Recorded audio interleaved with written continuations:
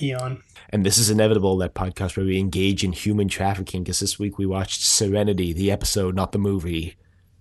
Written by Joss Whedon. Directed by Joss Whedon. And aired on December 20th, 2002. Man, it must be really nice to have so much creative control that you can write, direct, and executive produce your own like TV show. Is Joss Whedon an auteur? Oh no. Oh no. Do we really want to go there? I don't, but welcome to Firefly, everyone. Yeah, Inevitable is back. After a hiatus to listen to that year ago recorded season of Triple Play that I didn't remember like 50% of the episodes, we're back. And this time we're watching a series that is already far superior to Lex. And that's what counts. As long as it's better than Lex, our sanity remains intact or something like that. Lex will probably be the nadir of this podcast. Well, let's hope so. Let's hope so. Firefly is obviously, it's a good show. I mean, it has sort of a reputation, which it's, I think, mainly garnered because people felt that it was prematurely ended. Yeah, it's wow. I can't believe that this was the first comparison I made, but I'm going to make it. It's like the Kennedy presidency, you know?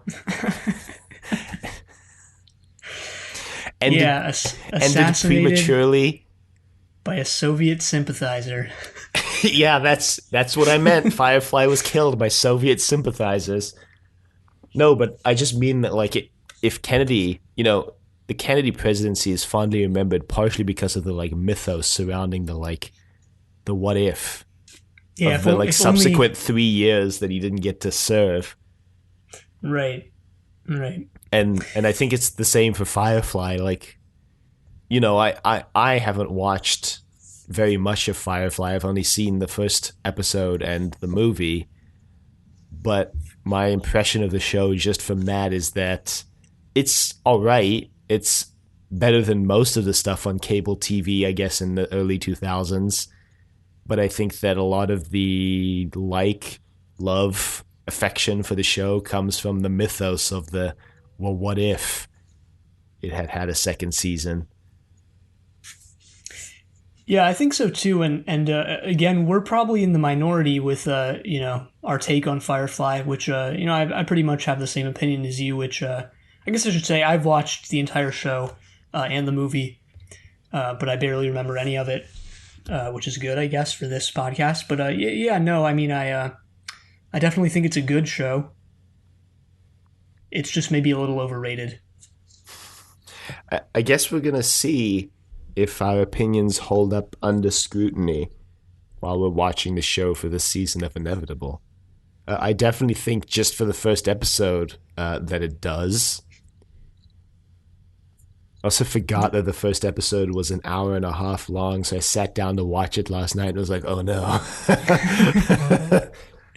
Well, let's talk a little bit about, we didn't do too much behind the scenes research, or we haven't yet. We'll probably do as we usually do and kind of intersperse that throughout the season. I personally bought the Blu-ray. I bought the 20th anniversary Blu-ray, but not the big special 20th anniversary, not 20th, 15th anniversary edition. I just bought the normal one they released at that time. But it comes with some making of stuff, so I'll definitely watch those as we watch through the series. Yeah, I'm watching this on Hulu, so I don't really have access to a lot of that, but what I do have access to? The internet. And the heroes who upload those extra features to YouTube when they're not supposed to. Yeah, or the people who write articles about them and, drawing from the information in there. The great thing about Firefly is it has a really fervent fandom, like it does, Doctor yeah. Who. It has a fandom name. One of the worst ones, too. Really? Worse than Whovians? Yes, it is worse than Whovians because it's just brown coats. I don't remember if that has any, if that name is an actual name from the show, or if it's just a reference to the fact that some of the characters, Isn't it particularly like Mal, wear a Western coat. isn't it like Mal and Zoe fought in like that war, and like their side was called the brown coats, kind of like how in the Revolutionary War the British were the red coats. Isn't that what it is? Probably, we'll probably come to realize that that's the case. But it's still a dumb name. At least they're I pulling don't know from why it's something dumb. It in just is. universe, unlike Whovians. Still think it should be hooligans, by the way.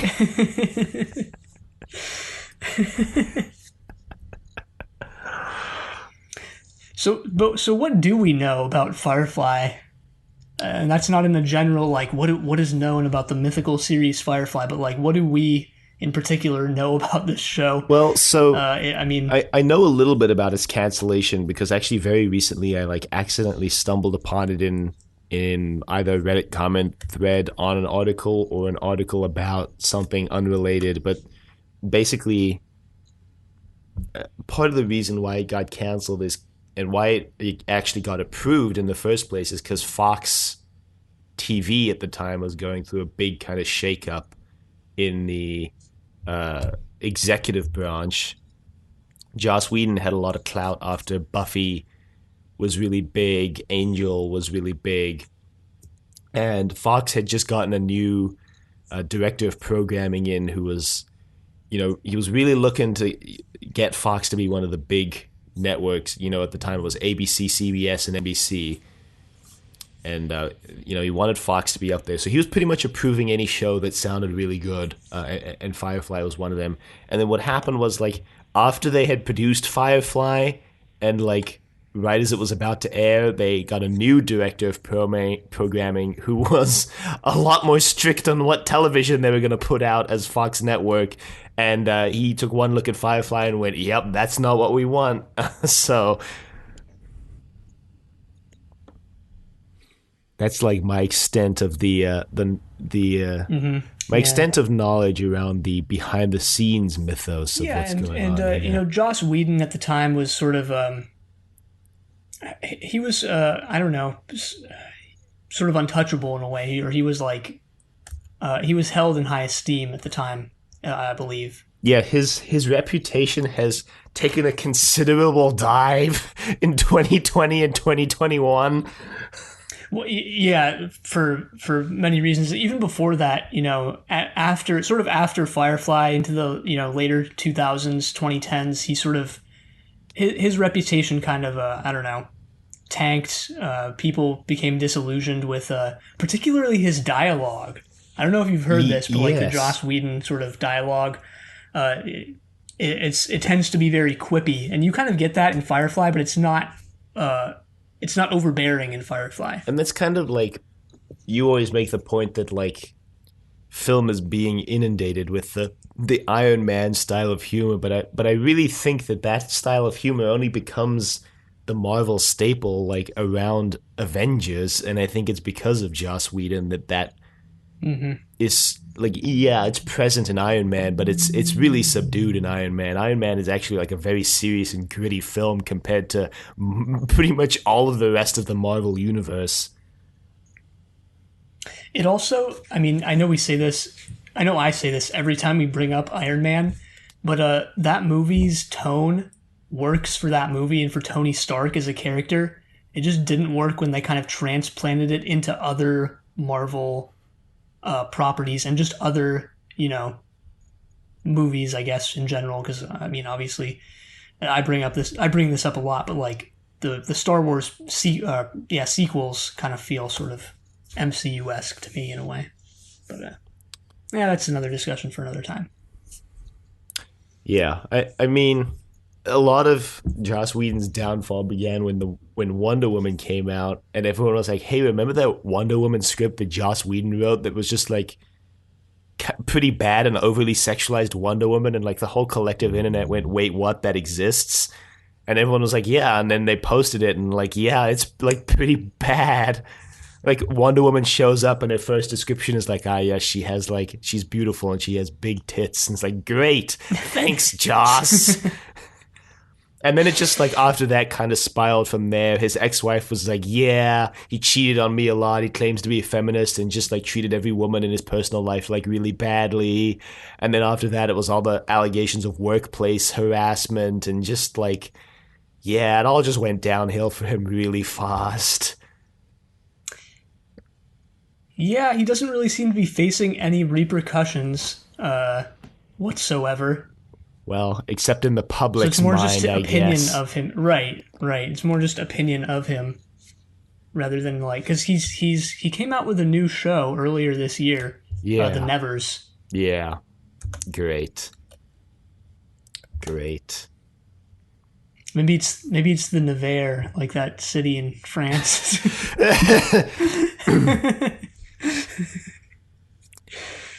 Yeah, I mean, it's interesting that Kevin Spacey, you know, just like his entire career died overnight.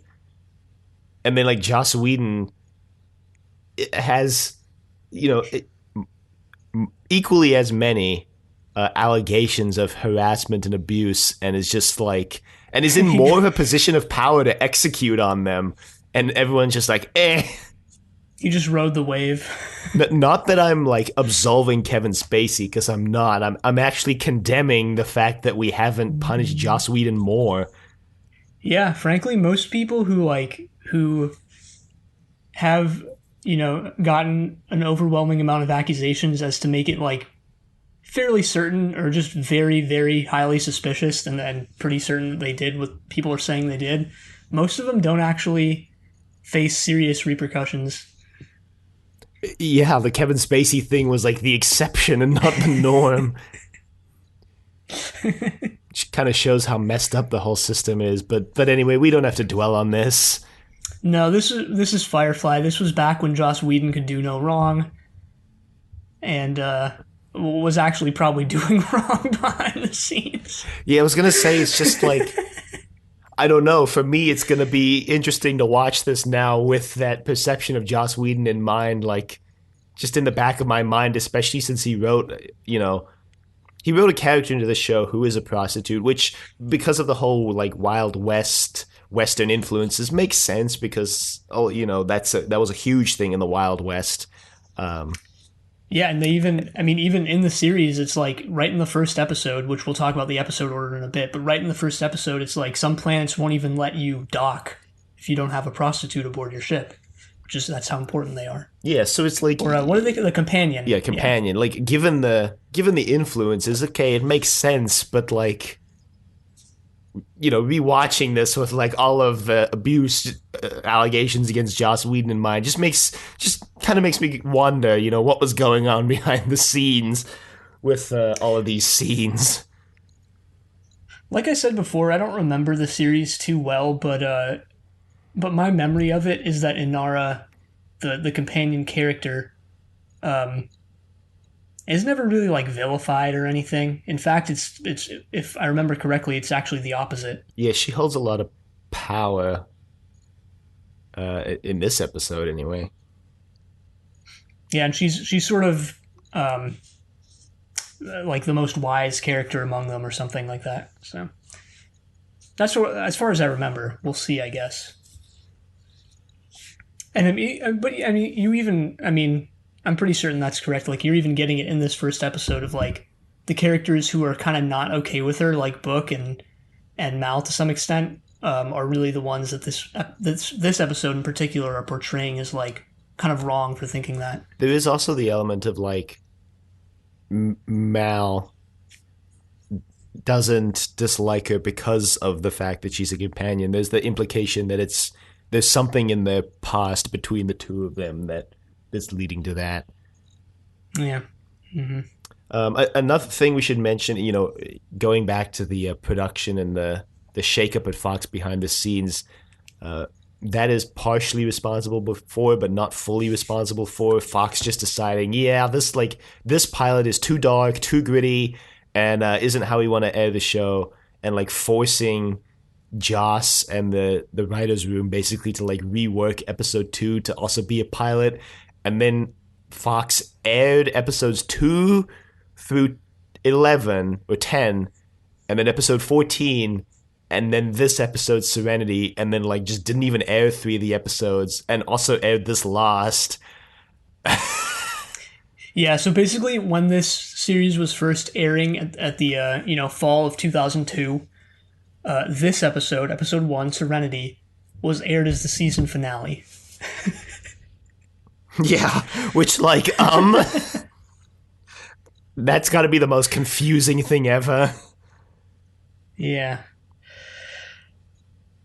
Yeah, and imagine like being really into the show at the time, a diehard follower of it, and you're like, oh my god, I can't like this is amazing. Just imagine the finale. What are they gonna give us? What it's gonna be great.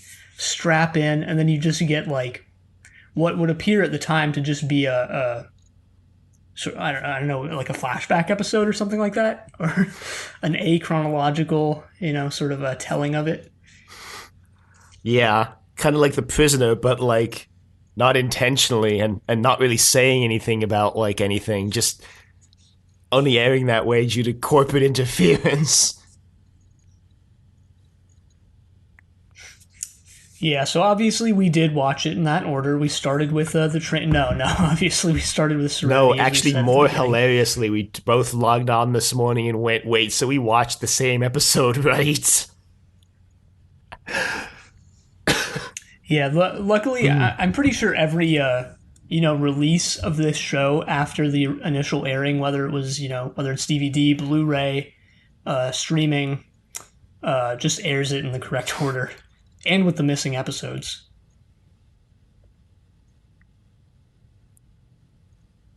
I do remember watching this episode first when I watched it initially back in, it was like 2014 or 13 or something like that. I was surprised, though, at how little I actually remember of this show. I really only remember like 2 scenes, and one of them was in this episode. I had the opposite experience. I was surprised at how much of this episode that I remembered. I have a note here it's like note number 7. Oh yeah, don't they find a girl in one of these boxes or something? And then like 10 notes later, it's like, oh yeah, that girl was with the doctor. Yeah, I completely forgot about her character. I completely forgot about actually all of the characters except Mal and Jane. They were the only 2 I remembered. Wow, I remembered pretty much all of them. Pretty much. River was actually, the one that, like, I knew they found this girl, but I have no idea, like, her grander importance to the plot and or scheme of the show. Yeah, beats. I don't remember. So yeah, should we just get into it, talking about the episode at hand? Yeah, I suppose we should just dive right in, so to speak.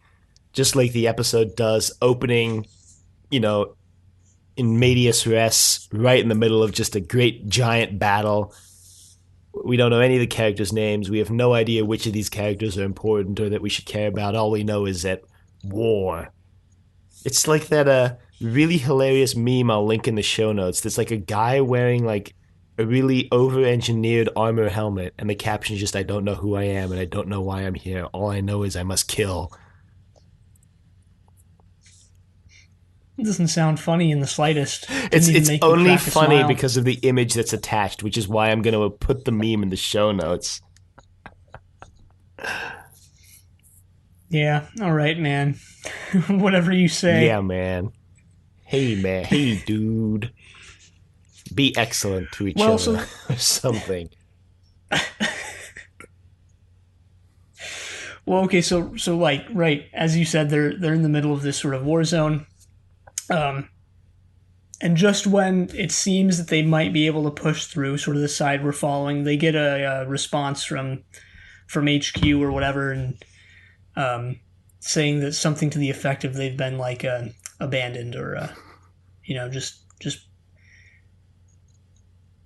they're not going to send the reinforcements. I forget exactly what it was. It was like they're not going to send the reinforcements that they need, or they want to call in air support, and I think Zoe says they're not sending the air support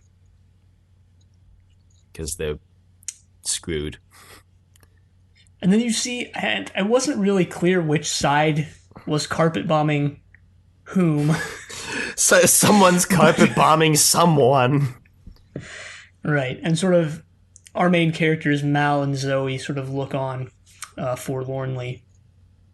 Is an understated way of putting it, because you probably wouldn't be forlorn at watching explosions go off pretty near to your location. Well, like Mal also like shoots down a plane, and it's about to crash into him, and he runs away. And I just have a note that's like, maybe you shouldn't like shoot down the thing like right as it's heading in your direction. It's okay, he lived. Yeah, but the gun he was using to shoot them down didn't. This scene also introduces one of the big sort of themes, I guess you could say, of the show, which is a religion. Right. Because you see, I believe it's Mal, you see he has a sort of cross, and he is sort of a... He's what is he doing? He's not like... He's just holding on to it throughout the battle. So.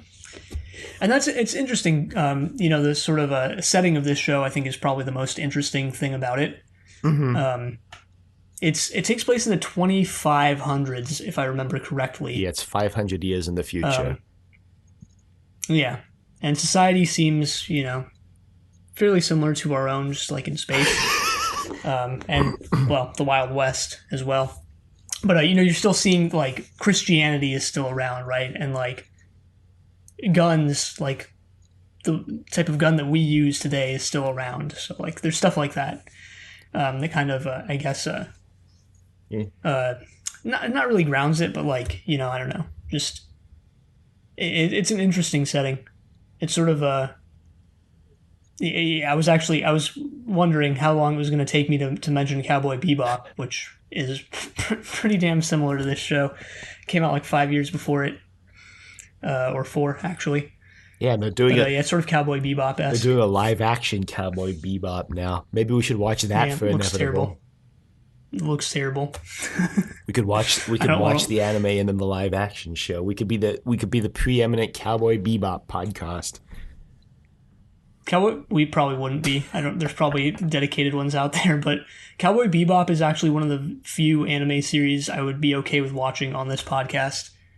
Despite the fact that I really enjoy anime. I don't know. We don't need to talk about this, but I feel like, I don't know, it would alienate our audience. Maybe. But this was actually, it's interesting. You haven't watched Cowboy Bebop, right? Nope. The original show. Nope. It's pretty damn similar to Firefly. It's better. What? Who said that? But well, not me. I didn't say that. So there are other sort of anime series coming out around the same time, late 90s, early 2000s, that kind of had this similar vibe. Outlaw Star, Trigun, sort of space western. And I don't know, it's interesting that Firefly kind of fits in very well with that, despite probably, not being directly influenced by Cowboy Bebop, probably, or any of the other ones.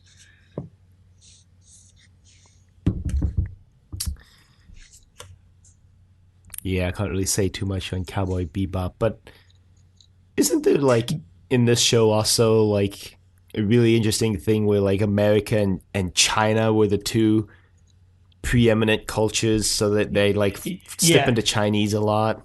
I seem to notice it in this episode, but not a lot. Maybe it becomes more prominent later. And that is one of the big Cowboy Bebop connections, actually, which that is pretty much the setting of Bebop as well. It's all the signs are in English and Chinese, and actually Arabic in Bebop. But so in this one, they a lot of the characters are bilingual in Chinese, and you kind of get some. If you can tell what they're saying, you kind of get a little more insight into their characters. Like Mal calls, not that I speak Chinese or anything, but Mal calls what's her face, Kaylee, daughter, I believe, in Chinese. Nice. Wash is fluent. The other characters don't seem as fluent as he is. It's always interesting when a sci-fi. Or he calls her younger sister in Chinese, and not in so and that's not in something English. that's sort of secreted away in language in this. So it's interesting. Yeah, I was just gonna say it's always interesting when a sci-fi property text medium item presents something that's not just like a monoculture. We talked about this on Trusted Doctor, where like Keys of Marinus was interesting because it was like the only planet in Doctor Who that's not a monoculture. Yeah, that is interesting, but that's sort of a different example where they actually are going from place to place, presumably country to country. In this one, it kind of just things seem fairly homogenous, yet it's just like it's homogenous in the sense that like cultures never really fully blended together. They remain distinct yet side by side, if that makes sense. Yeah, it's like driving through SoCal and you go through like Chinatown and then Koreatown and then like Westminster. yeah, and then white people town, I guess. You know, that they never quite fully blended, but they're like adjacent and kind of together there, you know? What I'm saying is Firefly is SoCal. That's what I'm saying. We'll be terribly reductionist about this. The landscape does, you know. Yeah, lest people forget that we live in a desert in SoCal. We've just done a really good job of covering it in greenery. Yeah, we've just done a really good job of stealing water from the north to be greener than we should be. Well, and the Colorado River. Haha. No, this intro scene doesn't last very long. It doesn't outstay its welcome. Soon Thankfully. we get... Yeah. Soon we are thrust 6 years into the future. Where Mal has fallen from rebel scum to just scum. He's now looting ships. Yeah, you're sort of things. like, all right, who are these people? They're sort of scavengers. It's a crew kind of excavating a ship, and Alliance ship shows up and is kind of on their tail a bit, introducing us to the sort of the Federation, the Empire, I'm running out of I'm running out of big sci-fi the First Order government, not conglomerates, government. Yeah, the First Order, sure. What do they actually call? Do they? Yeah, it's the Alliance. The Alliance. The Alliance, yeah. And this they're called the Alliance. The costume designer talked a lot about how she dressed the rebels, our heroes, in browns and reds and oranges because it's a very homey feel, and then pretty much always tried to put the Alliance in like blues and grays. And the set designer did this too because blue-gray is a very cold, distant kind of color. Yeah, and you can tell right away. You know, you see the inside of this Alliance ship before you ever see the inside of the Serenity or just Serenity. But the two are night and day, and really that goes back to the setting as well. Obviously, this is a space western, but it does seem as if certain characters are living a less Western lifestyle, if that makes sense. For example, the lawman from later in the episode seems less Wild West in style than the rest of the characters, so it's interesting in that sense. If memory serves, for the most part, though, the setting is just sort of space western / Wild West. But you get kind of glimpses at there might be sort of other aspects to society that wouldn't fit so well into that space western category. Yeah, I mean it's like Western movies, yeah, Westerns. It's not like the entire world is a Western. In a lot of them, the East Coast of America still exists when the West Coast is, well, the West. And that's kind of what's going on here. Yeah, definitely. Just on a planetary scale. Yeah. This is, we should mention, a different solar system. It's not like, they're not going to like Mars and, the moons of Jupiter and stuff like that. It's fictional planets, different solar system. Giving the creators a lot more freedom and leeway to kind of do what they want, I guess. Yeah. We do get information, though, in this episode that a lot of them have been terraformed. So there is that sort of aspect to the sort of backstory or setting of the show. Yeah, I mean, maybe you can probably speak more to this, but I don't know if we ever get any reference to Earth or I can't. Our solar system. I can't actually. I don't remember. Oh, well, I guess we'll find out together then. Yeah. I mean, you're probably underestimating how much I forgot about this show. It's really nothing. I remember maybe like 2 scenes. I don't remember if I said this on recording or before, but the only characters I remembered were Mal and Jane. Well, we'll be going through this adventure together then. Yep. I mean, it started coming back to me as I watched, but yeah. Maybe you'll watch like the second episode and just like it'll hit you like a flash and you'll be like, oh my god, I remember everything. Maybe, yeah. It's your kids, Marty. Something has to be done about your kids. Anyway, yes, okay. This opening scene, they use it like a little decoy to kind of slip away. Yeah, this decoy sends out like a fake distress signal, I guess.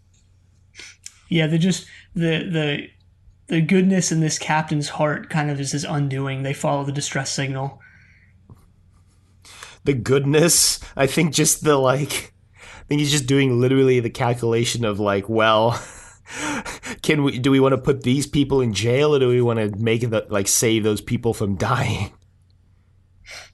Yeah, exactly. I don't think ruthless person. Well, would. Okay, he's not a psychopath, I guess.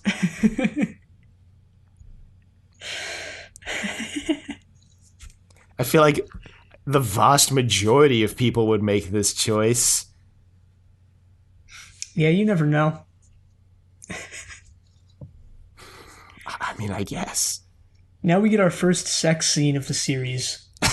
Great. If this was 50 Shades of Grey, be timing how long it was until the first sex scene. Yeah. This one probably gets to the action. I can't believe I phrased it that way. Quicker than the 50 Shades movies, actually. Well, not the third one. I remember the third one was like literally the first time that she shows up on screen, she's just like tits out. The first one takes like half an hour to 45 minutes to get to it because they have to establish, the relationship. Yeah, the first one has to establish Grey. the characters, set up the plot. Has to go through all the boring motions before we get to... No, I'm kidding. I still do think the first 50 Shades of Grey movie is good, if not great, though. Thanks for bringing that cursed knowledge into this unrelated podcast. You're welcome. Anyway, so this is how we meet Inara. You're kind of uncertain how she's going to fit into this whole thing, but she does, after meeting with her client, she calls Wash to tell him that she's coming home. Right. So this is an aspect to the show that, is sort of, I guess, derived from its Western inspirations, which is that a lot of sort of ships like Serenity, like our main characters, have prostitutes aboard, which in the series are called companions, I believe. and they're sort of very important members of society, and they even say later in the episode like some stations and planets won't even let you dock if you don't have a companion aboard. Yeah. So, as it turns out, We said that Inara earlier, is... didn't we? Or Yeah, I we did. Sorry. Okay. That's okay. It's Whatever. more relevant now anyway. So we discover later, but relevant now, that Inara is renting the shuttle from Mal, because I guess Mal owns the Serenity. So we didn't mention this. The name of the ship is the Serenity, and it's a Firefly class. That's where the name of the show comes from, and the episode, and the movie. There you go. Three birds with one stone. Hell yeah. Well, so it's just Serenity, right? It's not. It's one of those ships where it's just Serenity. I think I can't fully remember. Yeah, I think the name of Mal's ship is Serenity. Yeah, well, it's but it's just Serenity, right? Not Yeah, I think so. Not the Serenity. Yeah, I think so. I think so. I think so too, which is why I brought it up.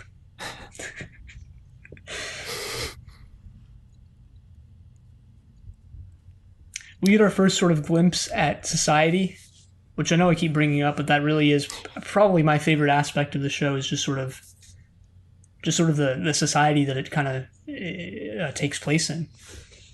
Yeah, we get to see the studio backlot at Fox, Yeah, where they just dumped some shipping crates in the dirt, and we're like, "This is our set," because they're working on like no budget. there's definitely some early 2000s CGI throughout this. Yeah, it's all right though. I have no complaints about it. It looks good. The show visually looks very good, in my opinion. I actually think the market trading place set looks worse than the CGI, because it feels very obviously like it's the backlot and they just dump some shipping crates down. If you kind of watch it on a TV screen and actually pay attention to it, you can kind of notice how they're just like pretty much walking in a circle, and they're just using camera angles to hide that fact. It was very much like a budget sort of Mos Eisley. Yeah. But it's okay. It looked good. It looked cool. We meet Arthur Canton Delaware III from Doctor Who. No, well, it's the same actor actually, but we meet what's his name? Badger? In this show. Badger. Yeah, there we go. Thanks. Yeah, that we didn't mention the reason they were excavating this sort of ship, which is that they were going to make a deal with Badger. Yeah, turns out though, because the Alliance found out who they were, Badger doesn't want to pay up. So Mal is like, well, we don't have enough money to get enough fuel to get where we want to go, so we'll have to go to Whitehall and try to sell it to Rosie, I think her name was. No, it was oh god, I don't what was know. it? It wasn't Rosie. Shoot. It was Patience. Patience. And so they Sort of take a on some paying Western passengers name. as well Right. while they're at it. And this is how we meet Shepherd Book and Simon Lamb. Simon Tam. And Simon Tam, sorry, excuse me. And then this federal agent whose name doesn't really matter because this guy doesn't survive this episode. No. Unfortunately. He could have been a valuable member of the crew. Maybe. How? Maybe. We don't know, but he All the could characters have their archetypes, except for Zoe, actually, but... What do you mean by that? Like, Mal is the captain, Wash is the pilot, Kaylee's the engineer, Inara's the companion, Simon is the doctor. Jane is the muscle. Don't forget is the Jane. bodyguard, the muscle, yeah. I was getting there. And then, like what is Zoe, Just the sort of second in command, or just sort of second in command. I guess. The character dynamic is definitely interesting. The crew is probably one of the strongest parts of the show, I would say. Yeah. I mean, it's what so much of the conflict in this show, in this episode even, was down to those inter-character relationships. So yeah, I mean, where do we even get, like, they're setting up so much. This episode does a pretty good job at setting up a lot. And you're kind of just, you take it all in. I mean, the dialogue is not wholly or fully naturalistic, but like, it kind of just like, it's like a wave, or like you're kind of imbibing these different things that you're like, oh, okay, that, I don't know how to describe it, but it's like, okay, you know, that's sort of an aspect, and here's another one, and here's another one. Yeah. Which I guess is typical. It's of a pilot episode, but I think Firefly does a good job of it. Because they bring all the passengers that they've taken on, which again are just 3 that we mentioned, and they tell them the rules of the ship, and they kind of sit down and have dinner with them. Contentious dinner. Yeah, so Kaylee makes some, like, very, not even trying to hide it, super obvious, like, I'm interested in you comments towards Simon, to which Jane then makes some further inappropriate comments. And this is sort of, and this is interesting because rather than, fully being about, I guess it is, it kind of sets up the relationship between Simon and Kaylee, which is going to get elaborated on. But it also, maybe even more so, establishes the relationship between Mal and Jane, which is a contentious one to say the least. Because Mal orders Jane away. I think someone said they planned to do an episode where Jane and Mal had a more direct confrontation for the captain's chair. Which obviously didn't happen. Well, we'll see. We'll see.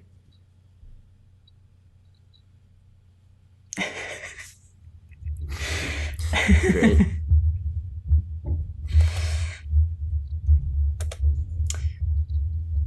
So, I mean, so what I got from this scene, and from later scenes as well, is that Mal is definitely in charge of Serenity, of the ship, but he's not fully, he just has maybe, like, he's just standing maybe like an inch above the rest of them. It's not like, it's not like he's way, higher up on the totem pole than everyone else. Obviously it's his ship, but there are characters like Jane and then Zoe also, and Inara actually have a lot of sort of say. Yeah. I don't know if it's like he's an inch above Jane. I think it's clear that he's the captain. I think he just has difficulty controlling his crew. Yep. Which, I guess you could make the argument that's the same thing, but I'll be interested to see, like, where they go with that, because I don't really remember. I wouldn't know.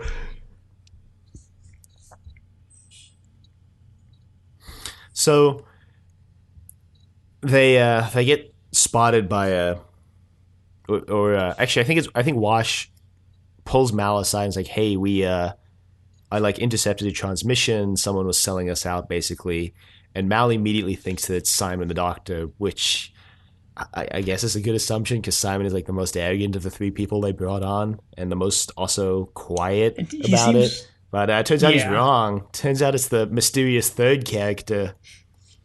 Yeah, it's the lawman. I thought he was a bounty hunter at first, but no, he's just like a cop, I guess, or something to that effect. Yeah, I also thought he was a bounty hunter because he says something like, "Oh, the price on that guy's head is huge" or something. And maybe he is a bounty hunter, and they're just sort of calling him that. I mean, it's basically the Wild West, so it's like, maybe he's sort of a bounty hunter working with the law, as you would have to be a bounty hunter. But we don't know. I mean, it's never elaborated on. Yeah, I mean, again, bounty hunters were a big thing in the Wild West, so this confrontation ends up with Kaylee getting shot in the stomach.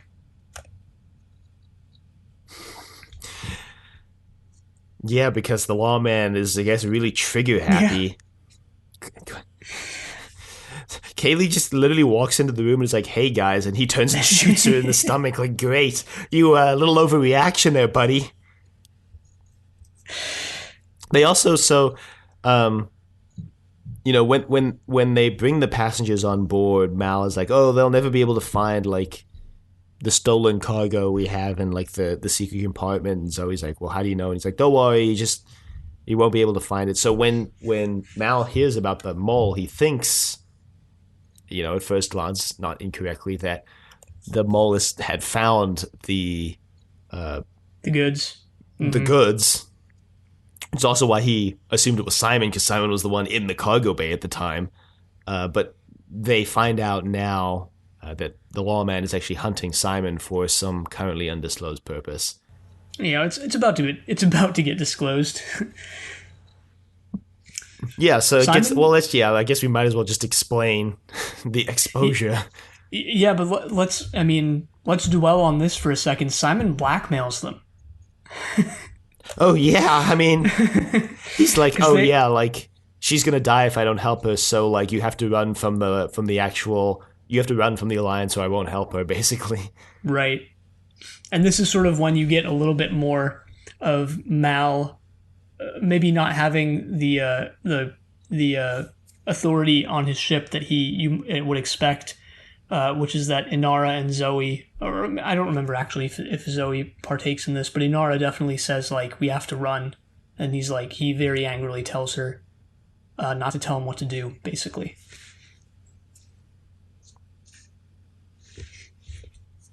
They end up running. They end up running because Inara's also like, yeah, you should just run. Like, we want Kaylee to live, right? And Mal's like, I guess.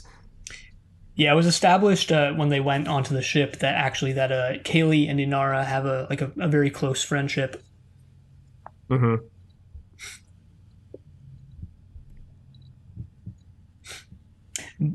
Shepherd Book is here during all this. We haven't even mentioned him, but he's been bumming making around. Sort of he's been just in the room for all of this.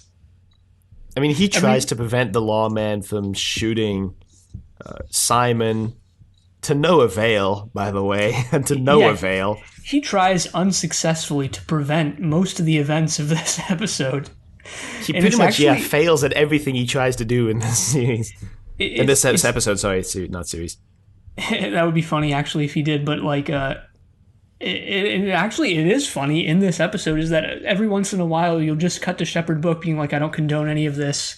Everyone stop, and just nobody listens to him. Everyone's like, you're just an old man, Shepherd. And he's like, I never married.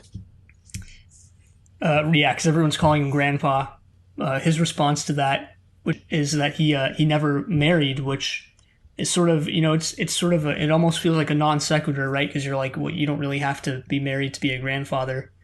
But then I guess that's just how proper he is. He wouldn't even imagine, having children or grandchildren, without having gotten married type thing. The first guy he says it to actually thinks it is a non sequitur because he goes, what? Mm-hmm. And then he has to explain. Yeah. And we also... through Mal's interaction with Book, learned that Mal maybe has abandoned, his faith. He has a disdain. He has a disdain for religion. Right, because Book asks him if he can say grace, and he's like, so long as you don't say it aloud. So a far cry from the Mal of 6 years ago that we sort of saw at the beginning of the episode. Yeah, well, considering he has gone through a whole war and 6 years of scavenging, lost his faith. It'll change a man. It'll change a man.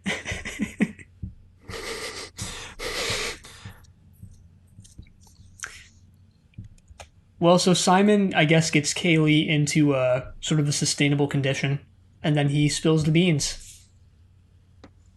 Yeah, this is where Joss Whedon's dialogue really shines, and by shines I mean is like the one moment in the episode where we went, oof, this could have done with another editing pass.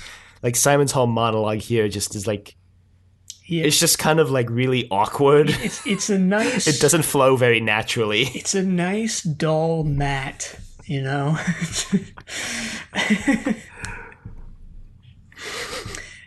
I mean, the character himself is actually a very sort of awkward guy.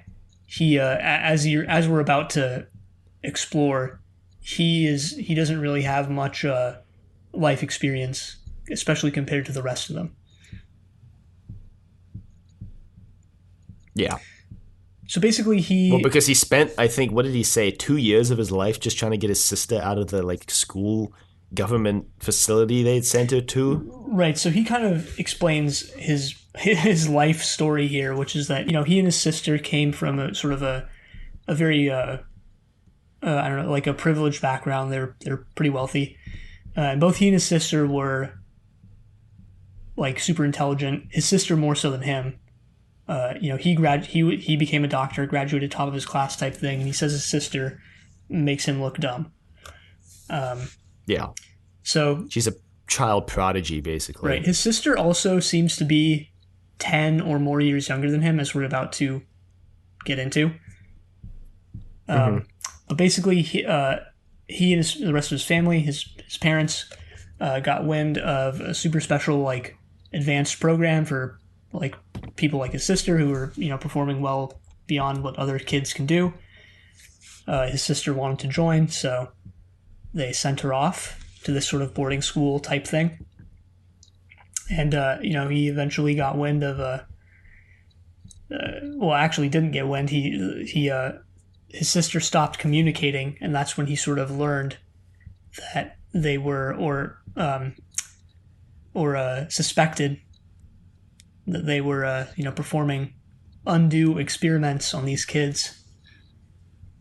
Well, she also sent a letter that he said contained like a hidden code in that, and this is the part where it was like kind of stilted. He's like, the code was "help me. They're experimenting on us. Help me." Ouch. Yeah, I mean, it's not like you're going to write an impassioned letter in code when you're probably under surveillance and being tortured, but yeah. Yeah, I get you. Yeah, but you'd think you would use the, like, 10 words in your code to be a little more, like, useful. Like, help us. We're at blank location. Yeah, maybe she might not even know. That's interesting. Like, maybe she doesn't even know they took her somewhere else. But he spends basically the next 2 years trying to get his sister out, and eventually does. And all of his money. Yeah. And he's... which is important because, like, Mal... Part of the reason why Mal doesn't like Simon is because he still appears very rich and wealthy, and Mal is, I guess, resentful of that. And this is where Simon's basically revealing, yeah, I'm broke. Yeah, and it's actually kind of funny. He's like, well, that catches us up to where we are right now. I was just smuggling my sister when I happened to board your ship, and they're like, wait, what? Not really. It doesn't play out in as funny a way as I'm describing. And my description isn't really that funny to begin with, so that just goes to show you. But but they go to the cargo bay and open up the big, really suspicious in hindsight, chest that he brought aboard with him. Well, they open it before Simon reveals all of this because, like, Mal is really angry because he thinks it's, like, I guess a sex slave? Oh yeah, he thinks he's into some sort of human trafficking, which, like, yeah, it's human trafficking for.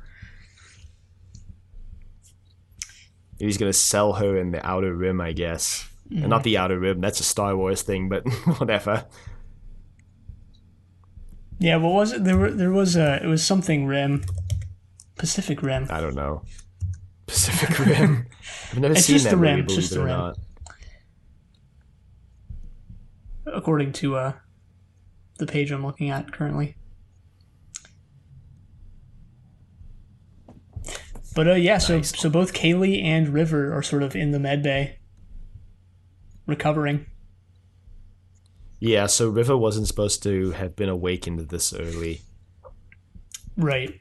She was in like cryostasis, so Simon's really worried that they've done some permanent damage to her. As far as I remember, they haven't done any greater permanent damage than like what the Institute kind of did. Yeah.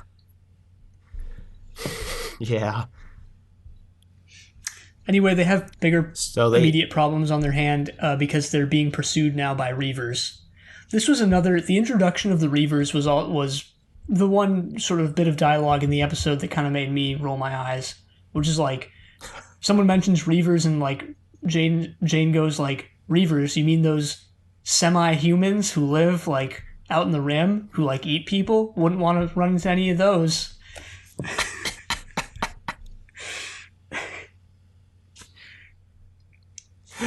It's like those lines. This like the first episode of something goes. So you're the captain of the ship, which means I have to follow you. Like, okay, wouldn't these people know that already?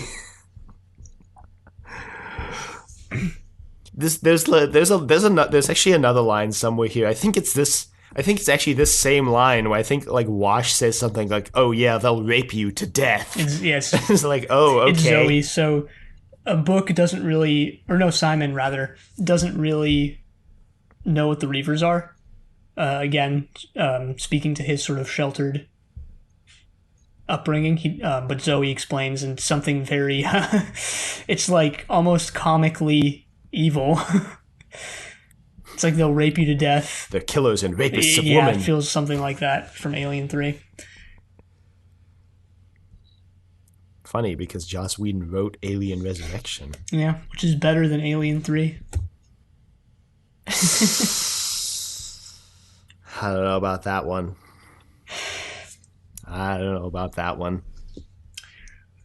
Well, so all they can do is see whether the Reavers are actually pursuing them or if they're just going to go off on a different course. So they do that, and luckily for them, the Reavers don't follow. Go off on a different course. And that's actually the last you see of them in the entire show. No, I'm just kidding. That would actually be hilarious. No, the Reavers are actually a big part of the show, if memory serves. Yeah, they show up at the end of the episode. They show up again in this episode. Yeah. So anyway, Mal takes them down to, to Whitefall to sell off these foodstuffs. Yeah, wait, okay, so let's first, I don't want to skip this because it's actually pretty funny. Mal makes Simon believe that Kaylee died. Oh, this actually was funny. It's the scene in which this is introduced is played completely straight. I actually even... Yeah, you as the audience are not clued into the fact that he is playing what amounts to a prank. Right. On Simon.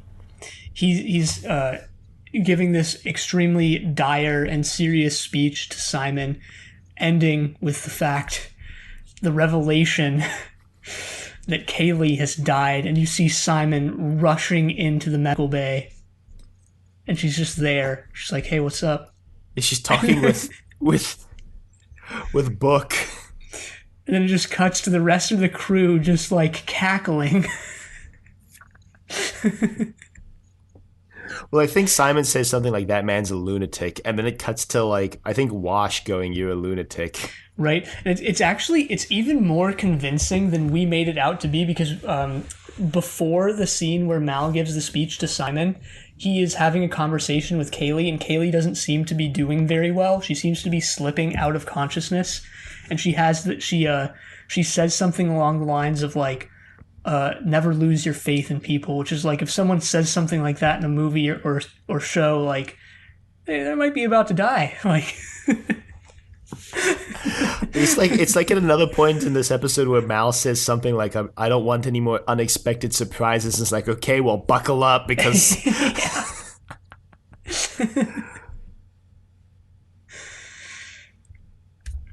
And then they go down to the planet. Sorry, just wanted to make sure we incorporated that. You just wanted to make sure we covered everything in the episode, you know? Yeah.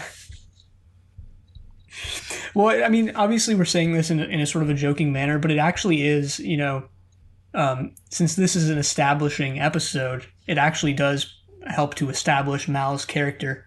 He's not a fully self-serious dude. Yeah. He's not as has, serious as the rest of the episode portrays him to be. Right. He has these moments of comedy, especially when he's inflicting it onto other people. When he's inflicting pain. Emotional pain. Yeah, it's actually interesting, you brought up the how you're not going to be able to look past, or it's always going to be in the back of your mind, the allegations towards Joss Whedon that have come out in recent years, but it's like part of those that we were talking about before we started recording were that Joss Whedon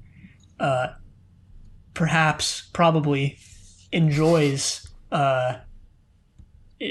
inflicting pain on others, like emotional and mental pain. Yeah. Maybe a little bit of that is coming out in Mal. I think one of the writers said, like, explicitly, like, oh yeah, like, Joss Whedon took pride in making the, like, female writers in the writer's room, like, cringe or, like, insulting them or making them cry. Yeah. And how he, allegedly, took particular joy in the one day that he made the same writer cry twice in the same meeting. Yeah, maybe Mal is a little autobiographical there, Yeah, maybe there's a little too much Joss Whedon in Mal.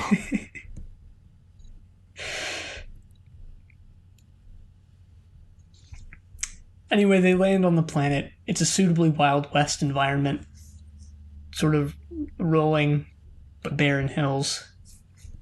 Yeah, they're in sort of a canyon, and I think Zoe says that it's the perfect place for an ambush, and Mal says, yeah, I know, we're probably going to get ambushed. Jane, who we actually didn't mention, interrogated the lawman earlier on, sort of establishing his sort of almost comedic menace.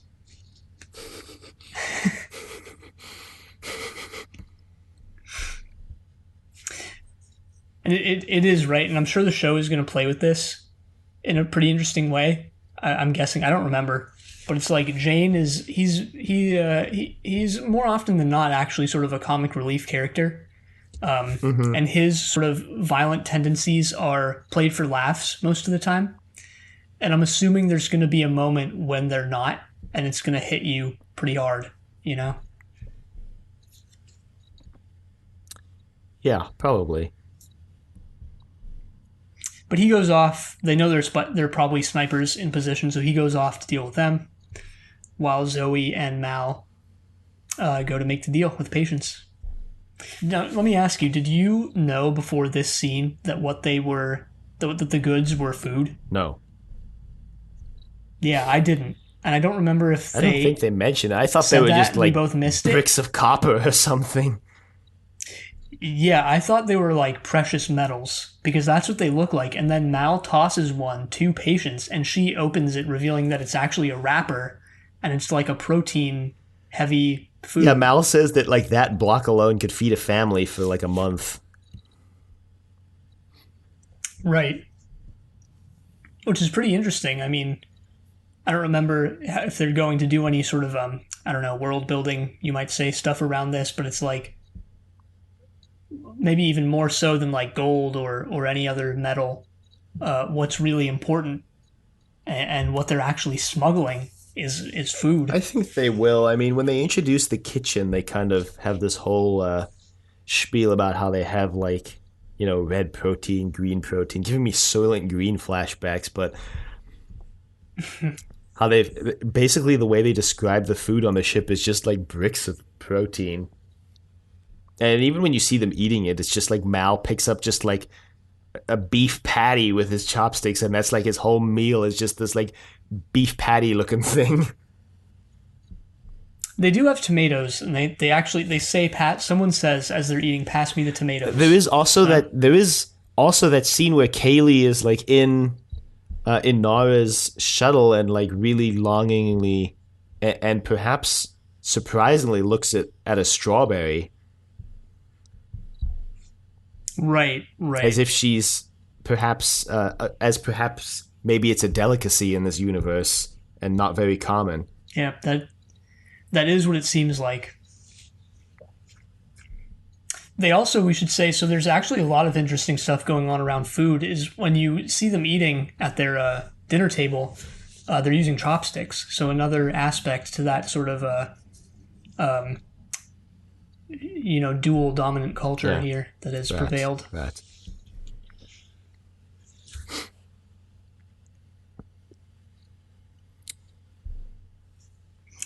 Anyway, as you probably everyone saw coming, including the people in the show, including Mal and his crew, Patience sold them out. Is not letting them walk away.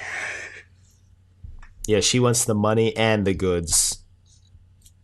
Shocking. She has a rule, she says, and that rule is not to let go of money when she can help it.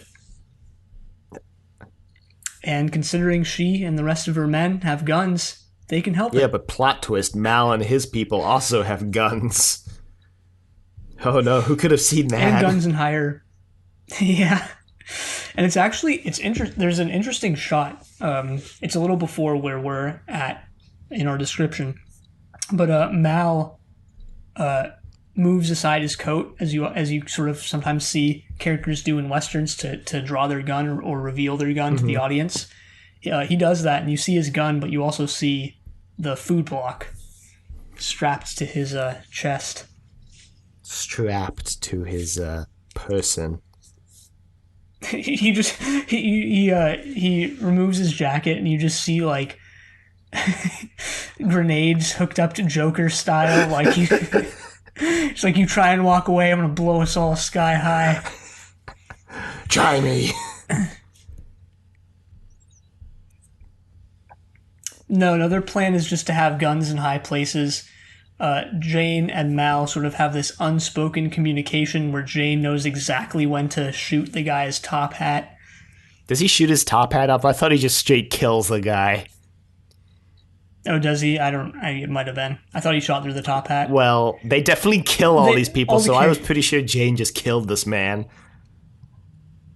Yeah, probably. No one really makes it out alive besides Patience on their side. And Mal kills a horse.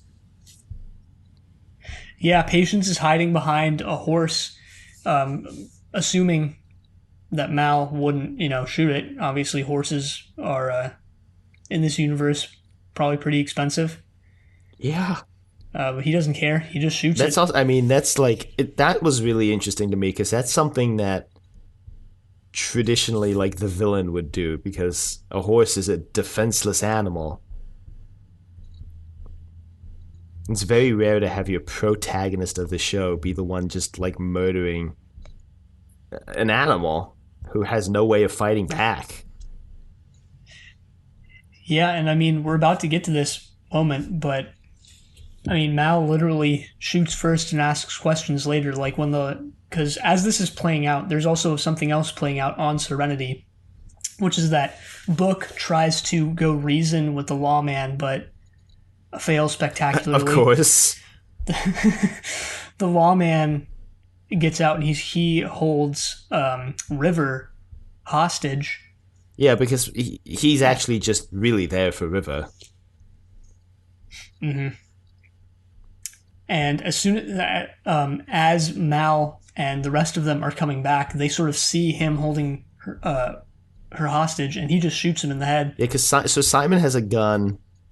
And the lawman's just like, you're not going to use that. And Simon doesn't, but Mal literally just walks in, shoots the guy right between the eyes, and then they toss his body out. Toss his body out of the back of the ship. Now, I read that Fox asked the creative team to heavily tone down Mal's violent tendencies after seeing this pilot, and that's part of the reason why they asked them to rework the train job into another pilot. Mm-hmm. Yeah, he really is, you don't see a lot of main characters as sort of ruthless as him. We forgot to mention that he basically tells after Simon saves Kaylee, he basically tells them, he's like, look, you have two options here. Either you get off the ship at Whitehall, or I'm going to toss you out the airlock. Right. Also, his name is literally Mal. Like, Malice, literally means yeah. bad. It's sort of short for Malcolm, but Yeah, that's yeah. fair. Malice is the first place my mind went though, because I'm not an English major like you. Well, malice means bad as well. So, Yeah, so it's like we or took different paths to get to the same answer. it doesn't mean bad. Its root is bad.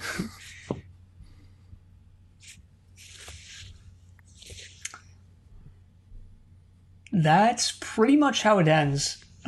Mal in a bit of a later scene.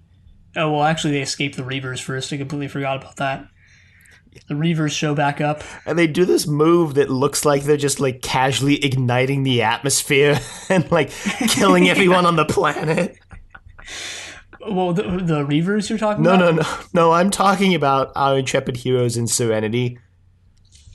They like ignite their engine and it creates this giant like explosion in the atmosphere that like blinds the Reavers, and it just like really does look like they're just igniting the atmosphere. Like, yes, don't mind me igniting the atmosphere. Hell yeah. Why not? I don't know if you know. I thought you were referring to, and I don't know if you noticed, but like when the Reavers are making planet fall, so to speak, it literally looks like planet fall, literally, where they're just kind of like, I don't know. It's just like it's such a weird, way of sort of landing. I don't know if you noticed. Be honest, I didn't. Looks like their ship is just free falling and about to crash. Hold on to your butts. Imagine if the Reavers showed back up and they just lost control of their ship and they just crashed and burned to death. That's the best goddamn pilot I've ever seen. What is it? What does the Finn says in episode 7? Oh, I thought you were referring to there's a double meaning to that though here too. He's like, this is the best damn pilot I've ever seen.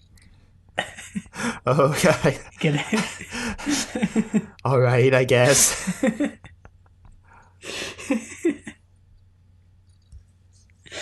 Anyway, there's a big chase scene with the Reavers, but they managed to get away. We haven't actually seen the Reavers yet either. They've been secreted away inside their ship. No, isn't there also, maybe I'm misremembering, don't they also imply the Reavers are like cannibals? Or is that just me? No, I think Zoe says that. Like, they're gonna... Part of her, like, overblown thing that she says to Simon is that they're gonna get eaten alive. Or something along those lines. And I think that was actually part of the sort of, maybe maybe chunkier than you would have liked dialogue with Jane, where he goes like, Reavers, those cannibals.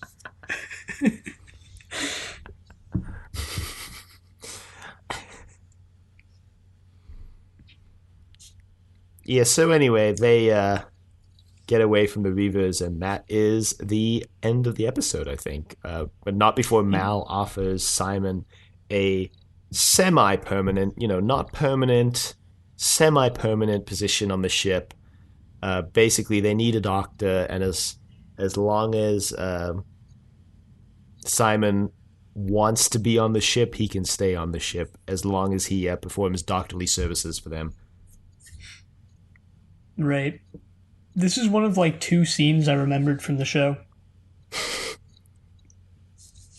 So the rest is pretty much going to be a new experience to me, or something like that. Yeah, I mean, I'm looking forward to it. Yeah. And, I feel like perhaps towards the beginning of this episode, and this will probably be the case for this entire season, it might feel as if we're sort of being harsh towards this show just because of how beloved it is. And like we said at the beginning, I don't think either of us is all that enamored with it. But it's not bad by any means. It's not like, at no point in this episode was I like checking the timestamp every couple minutes or anything like that. I was, I was sort of it sort of had me, I guess you could say. Yeah, I was engrossed. Mm-hmm. And I wouldn't say I dislike the show. I'm just not enamored with it, so maybe perhaps that'll come off as being harsh. I don't think so, though. because I did like this episode. I think it does a good job of setting up all the characters and the universe. You know, we in an hour and a half, basically, we know all the interpersonal relationships. We've set up some kind of, you know, intercharacter conflict that's going to be really interesting to play out on screen. We have already kind of a grand setup for a sort of overarching plot thread where they're on the run from the law. It's doubly so because they have River on board. So, you know, I'm interested. I'm in, so to speak. You know. Yeah, definitely. And it's like, as far as I remember, the show is fairly episodic. Yeah, but there are sort of those. It is setting up something grander, I guess. But I mean, since we're on the topic, and I don't know how long you kind of want to go on because we are going pretty long. But like, what are some of those interpersonal relationships? I mean, let's detail them because we were kind of going through just plot beat to plot beat, and maybe you didn't hit all of them. So there's definitely Mal and Jane was the first one I was going to go for. Right, and they sort of have a rivalry. At the end of the episode, too, we neglected to mention, Mal asks Jane why he didn't take the offer from the lawman, which he correctly suspects that Jane was offered a deal, and Jane just flatly says the deal wasn't good enough, and says that it'll be an interesting day when he's offered a deal that is. Right. So there's clearly some conflict, you know, there going on. Let's see, another interpersonal relationship. So it's not very obvious, but Wash and Zoe are married. Right. And maybe it was me, but Wash seems a little insecure about Mal. Yeah. Just a little. Yeah. And there's speaking of romance, which is what we all come to Firefly to see. Kaylee sort of has a very obvious crush on Simon. Right. There's also Mal and Inara clearly have something in their past. Shepherd Book says oh, he shouldn't have called you a whore. And Inara says, well, I've definitely called him worse than that. Mm-hmm. So sort of an antagonistic relationship between them. They tolerate each other, I guess you could say. Mm-hmm. Is that it? What are some other ones? Well, Shepherd Book has, I think, the least set up so far because this wasn't kind of his episode, so to speak, you know? And I think I read all of the main characters are in every episode except him. He's not in, I think he's not in one of them. I think there's one episode he's not in, yeah. He was, I didn't remember his character whatsoever. So, I think he's maybe one of the least interesting of the bunch. Maybe they just don't do a lot with the kind of religious themes. Yeah, and I think we'll have to see, but just going off the poor memory I do have of this show, I think it's the religious stuff is more centered around Mal and his loss of faith. So Shepherd Book kind of gets subsumed into that and has less of his own distinct theme or kind of thing or story around him. Which is maybe why I forgot him. Who knows? He's more of an accessory to Mal's story than his own distinct character necessarily. Mm-hmm. We'll have to see if that's true. I'm not sure whether it is, but yeah, of course we'll have to see.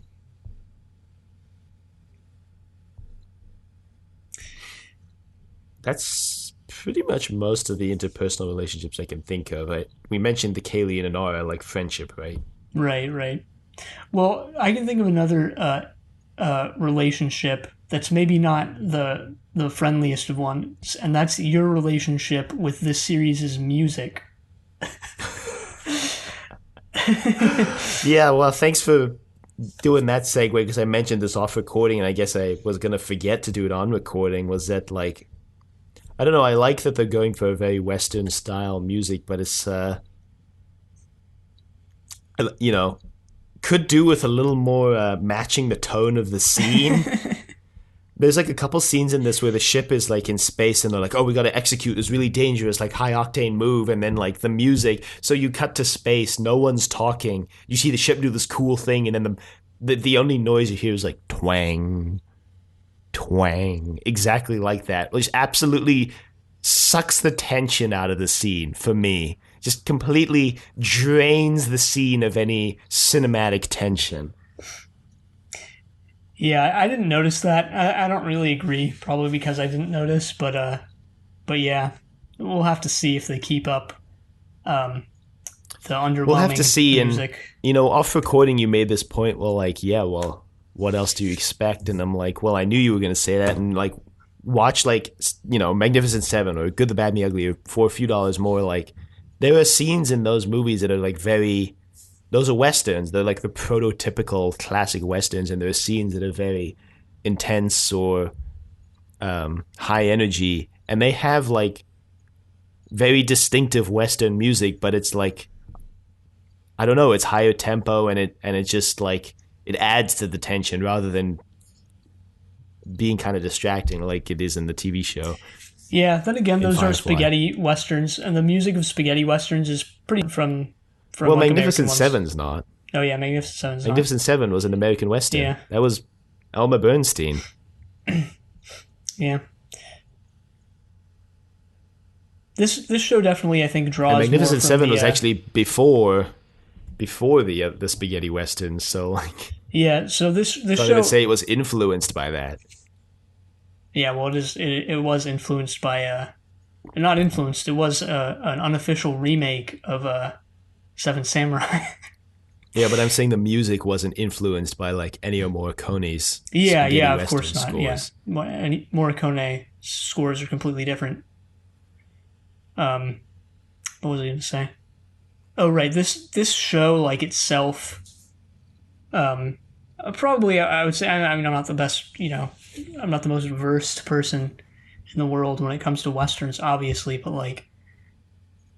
It draws more. I mean, you could probably say from like from sort of American or domestic, in quotes, westerns, where it's more sort of about the interpersonal drama and sort of less overstated than like you would get from.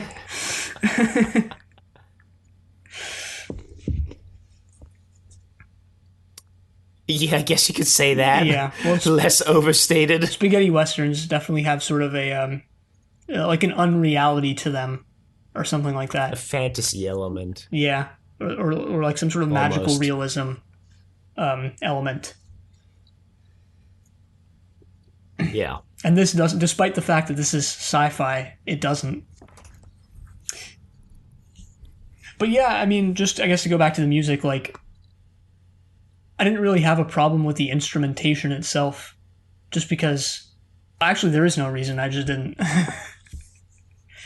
Oh, I mean, I'm fine with the like twang guitar in like most of the scenes that are very personal character relationshipy. It was just like, it was so weird for them to be like, oh, we're in danger, you know, we're gonna die, we're literally gonna die, and then the music to just like not back up that at all. We'll see. Maybe I won't care by the end of the show.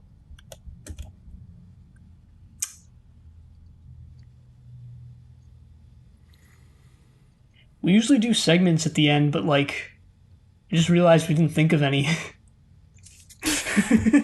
In true decadent vegetable fashion, doing it on the fly. I mean, we always. Do we want to come up with segments? I mean, we've obviously got America's 10 Actors coming up. Yeah. Do we want to do this? This is the first. I think this is the first like strictly American sci-fi show we've watched. Yeah. Torchwood was kind of The Prisoner 2009. Torchwood season 4 as well. It was a The co-production. Prisoner 2009 kind of. They're both co-productions. This is the first like solely American sci-fi show we've watched. Is there something we want to do with that? No. Okay. No, Well, I don't know. I just said that to be funny. I don't know. Maybe we can like detail the guns because that's what we didn't mention. But the guns are not like laser guns or anything like that. They're just bullets. they're actual. They're the pistols. Yeah. Basically. I don't really care about the guns though. I was gonna say maybe we can like look up if on IMFDB, Internet Movie Firearms Database, and see what the guns are. But I don't give a damn what the guns are, to be perfectly honest. No, I really don't. Maybe since this is like drawing so heavily from westerns, we can do some sort of segment where we look into what some of the western tropes or influences are, and like we said for this episode already, like Inara, the character of a companion was very big in westerns in the West. Yeah, and I mean this. We could do something like that for sure. I think there are going to be multiple examples per episode, so. Kind of talking about how they took these Western elements and made them sci-fi. Yeah. Obviously, next week's episode is like the Great Train Job, so we're going to have, I think, a lot to talk about there. Yeah, Space Train. Space Train! Another one from this episode is the Standoff. And that one really isn't sci-fi in any way. It's just they go down to a planet and they have a little showdown. Oh yeah, the showdown between Mal and Patience. And the horses. Actually, the use of horses is very Western. They're not on any sort of sci-fi like motorbike or something. They're all on like real horses. Mm-hmm. Yep. Yeah, this actually reminds me of that discussion we had way back when, a year and a half or more ago, when we first started Inevitable on Star Cops, which is you made this comment like, oh, they're so advanced. They have, a society or bases on the moon, but they bring paperwork to the moon because it was made in like the late 80s, early 90s. And like, that's just they just transplanted, that typical sort of Earth, Earth, I say, as if, in real life we have any other option. But like, they sort of just transplanted that to the moon where it's like they're doing paperwork on the moon. They're transporting stacks and stacks of paper literally to the moon. It's sort of the same deal here where it's like humanity has now lives among the stars and we're still riding horses and shooting guns with bullets. The paper one though was so much like, man, you're wasting so much like Earth to moon like launch weight carrying all that paper. Yeah, well, imagine carrying all those horses. You would think that that would drive evolution, the evolution of technology away from paperwork in that universe, but apparently not. No.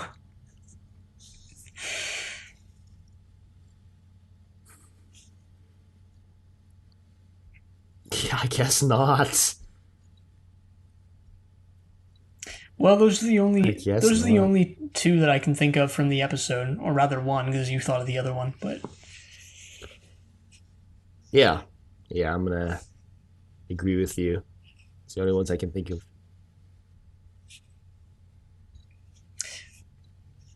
So yeah, I guess we should just go into America's 10 Actors, which is, sort of, it's interesting because we originally came up with the segment title Britain's 10 Actors because we wanted to make fun of the fact that, a lot of British shows share actors.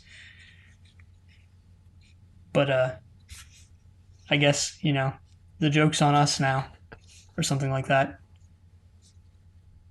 Yeah, joke's on us. We got played, I guess. By ourselves, by our past selves. Damn.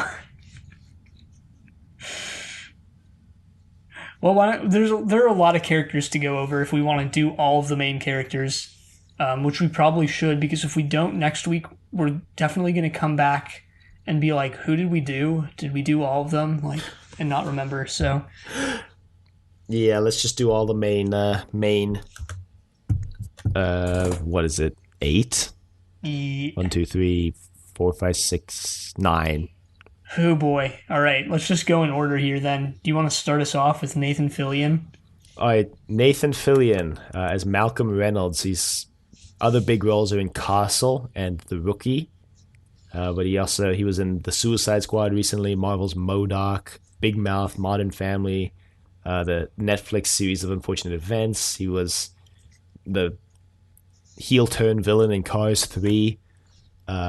He's got a voice acting role in Gravity Falls. He was on Big Bang Theory, Halo 3, Dr. Horrible Sing Along Blog, which is Joss Whedon's project after this. And he was in Buffy, which was Joss Whedon's project before this. And apparently he had a role in one of the episodes of King of the Hill. Those are all the things I recognized. Huh? It's interesting. He's definitely the biggest name actor, except maybe Adam Baldwin in this show.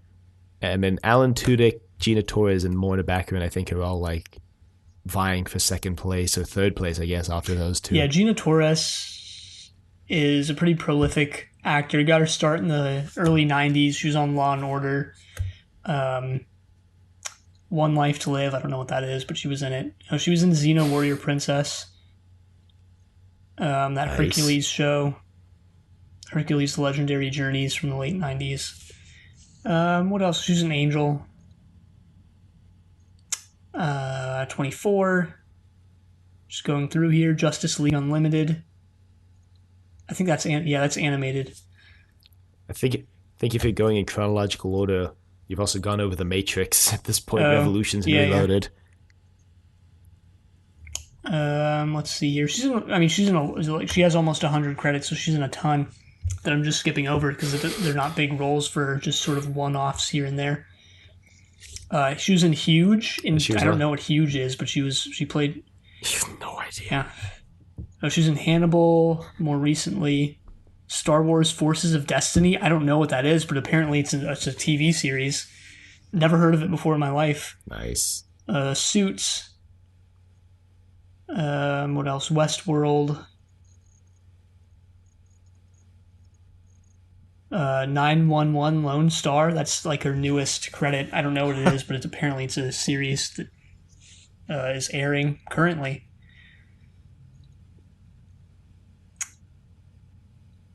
Yeah, that's her. Nice. Alan Tudyk, I think that's how you say that. Maybe it's Tudyk. I don't know. As Hoban Washburn. Let's see. He was in Rogue One. Played K2SO, the robot.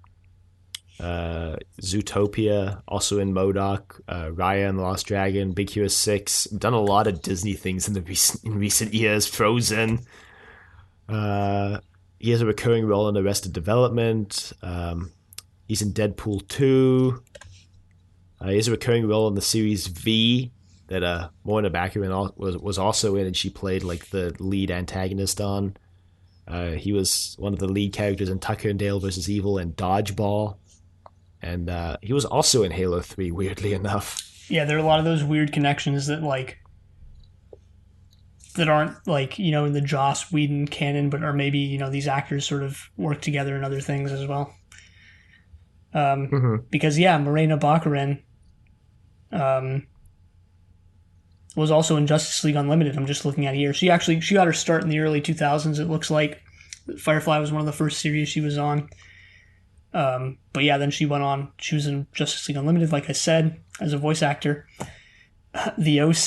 She was on The OC. Nice. Stargate SG-1, Heartland. Yeah, V, like you mentioned. Homeland. Hey. The Mentalist. Oh yeah, she's in the series of Unfortunate Events 2019. Deadpool 2 and Deadpool, like you mentioned. I think you mentioned that. Gotham. Forgot that Gotham existed. She's in the 2020 Twilight Zone, or the new Twilight Zone, rather. I think it was actually more like 2018, but she was in it in 2020. The Flash. So she's been in a lot of superhero stuff. And she's in Nice. She's in a lot of stuff that I've never heard of because it's not out yet. It's she's going to be in a lot of things, or a handful of things, so it's interesting. Yeah, she's got a lot of roles too. And then Adam Baldwin, also with a lot of roles. Independence Day, Full Metal Jacket, the TV show The Lost Ship. He was on Law and Order SVU. He's in the hilarious movie I've never watched called The Poseidon Adventure. Angel, NCIS, JAG. So yeah, those are the ones that I recognized. Angel was another one of Joss Whedon's projects. Right. So Jewel State plays Kaylee, I believe. Yeah. She also is a pretty prolific actor. She was in the X-Files in the 90s. Flash Forward, never heard of that, but she was in it. Apparently a sort of a main role. Honey, I Shrunk the Kids, the show. Higher Ground, Da Vinci's Inquest, which came out or I don't know if it came out, but she was in it from 1998 to 2001. Little behind the curve, or ahead of the curve, I guess, but on the Da Vinci Code, but not fully capitalizing on the Da Vinci / conspiracy craze that was about to hit, unfortunately. And I don't know, I have no idea what that show's about. She was in Just Deal, Wonder Falls. I don't know what any of these are. She was in Stargate Atlantis, The LA Complex, Animism, State of Sin, The Killing. Nice. Next I've got Sean that I don't recognize. Mayer as Dr. Simon. I don't have a lot of things that he was in that I recognize. The Rookie and Warehouse 13 were really the only ones, and then East Siders I put on here because it kind of sounded like EastEnders, so I thought it was funny. Oh, you actually write these down beforehand? I write them in my notes. Nice. I just read them off of IMDb. Wow, nice. Just outing yourself here on the podcast. No one would have known if you hadn't said anything. No, I don't care. I'm about to do it again right now, too, for Summer Glau, or Glau, however you pronounce her name. She plays River Tam. I think it's Glau. I don't know. It's probably Glau. She plays River Tam. And this was actually her second series. She was originally an Angel. Like we mentioned, another Joss Whedon series. Leading her, presumably, to be in this. I assume it wasn't just a random coincidence that this was her second show. But she was in a bunch of other things. The Unit in 2006 to 2007. The 4400, a show that I remember for some reason. She was in an episode of The Big Bang Theory as herself. Great. Terminator, The Sarah Connor Chronicles. And she was in Dollhouse, another of Joss Whedon's series. Grey's Anatomy. Hey. Oh, hey, she was in Arrow. And she did a bunch of other things too, but those are the main ones. So she was in Castle, 2016. Nice.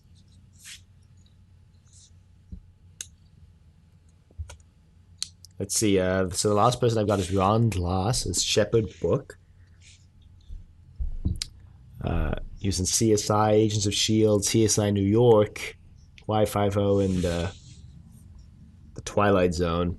Those are the only ones I really recognize. Hell yeah, the original Twilight Zone. He's maybe old enough actually to have been in the original Twilight Zone. I don't know.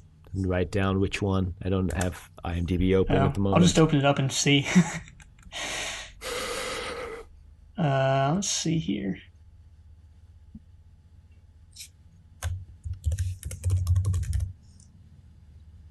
Oh, he was 1985. He was in the Twilight Zone. So I guess that is. I didn't realize the original Twilight Zone ran until 85, but yeah. Maybe that's another incarnation of it, because the original one was from like the 60s or 50s, maybe.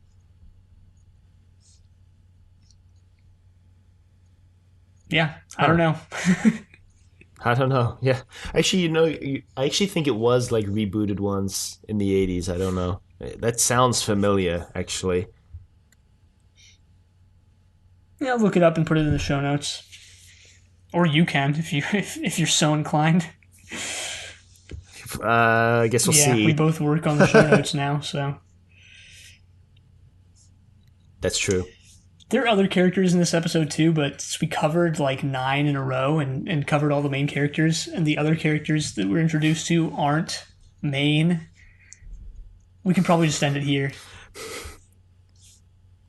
Yeah, I think this is good. I mean, the only other one I would even want to mention, I guess, is like Patience and what's his name, who refused to sell them the stuff, but he's going to be in the next episode again, so he comes back. So we'll just do him next Yeah, week. Badger. Badger. He's going to continue badgering our main characters. Hardy, hardy, hardy, har. Ha, ha, ha. So funny. Oh, hey, Ron A+. Glass was in the animated Aladdin as Oh, nice. Who'd he play? Quanseer. know I who say it as was. if anyone knows who that is. All the people in the, all the one guy who knows, like, yeah, He was my favorite Ron he Glass was also in role. Superman the animated series as a news anchor. Great. He was also in Teen yeah. Angel. He played the Teen Angel. No, I'm just kidding. He didn't play the Teen Angel. I don't even know if Teen Angel is a character in Teen Angel because I don't know what Teen Angel is. He actually I have played no idea what teenager God's is. cousin Rod. Great.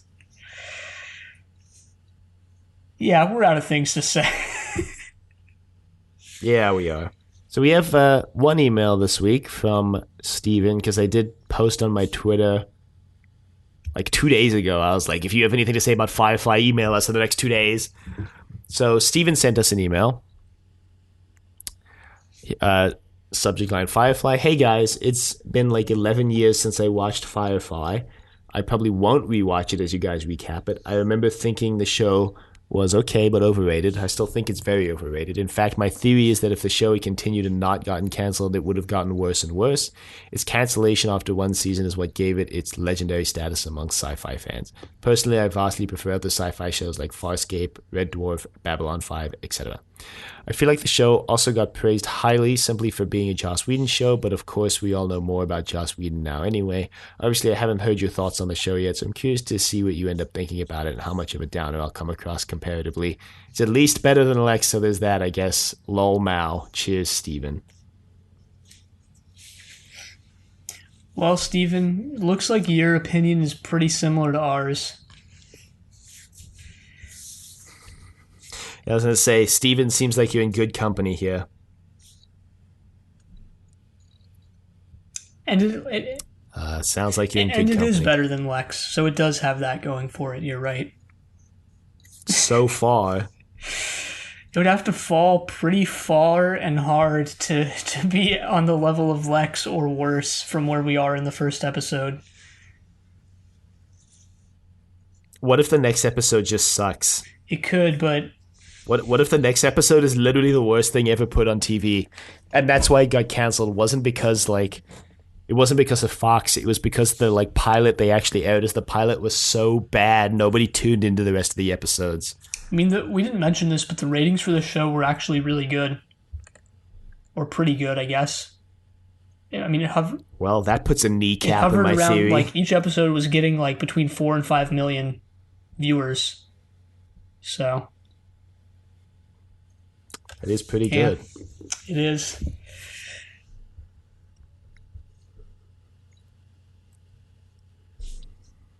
We'll have to see, though. We'll have to see. Well, we'll have to see. And if you would like to email us, you can reach us at thedoctorodecadavevegetable.com. Questions, comments, concerns, angry rants, love letters, your thoughts on Firefly. You can find us on YouTube at Decadative Vegetable. You can find us anywhere you find podcasts at Inevitable, a classic sci-fi podcast. Be sure to leave a rating if you like the show.